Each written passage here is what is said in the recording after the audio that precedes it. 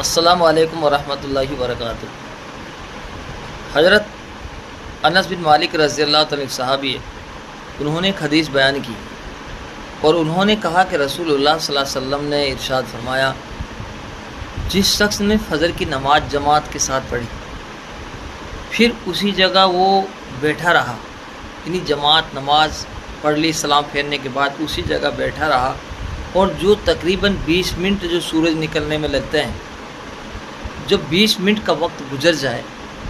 یعنی مقروء وقت گزر جائے نا، تو پھر وہ اچھی طرح سے، اگر وضو ہے تو ٹھیک ہے، ورنہ تو دوبارہ اچھی طرح سے وضو کر کے پھر 2 رکعت نفل نماز عشاء کی پڑھے۔ اس کے لیے کیا فضیلت؟ رسول اللہ صلی اللہ علیہ وسلم نے یہ فرمایا، اس کے لیے مکمل ایک حج کا ثواب ملتا ہے۔ کتنا خوش نصیب ہے وہ آدمی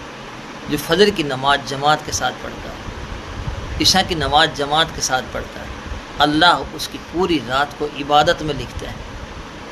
لیکن اس آدمی کے لیے جو فجر کی نماز جماعت کے ساتھ پڑھ رہا ہے اور پھر وہ تھوڑی سی دیر بیٹھا رہے، جو تقریباً 20 منٹ جو مقروء وقت وہ نکل جائے، اور پھر اس کے بعد 2 رکعت نماز عشاء کی اگر وہ پڑھ لے،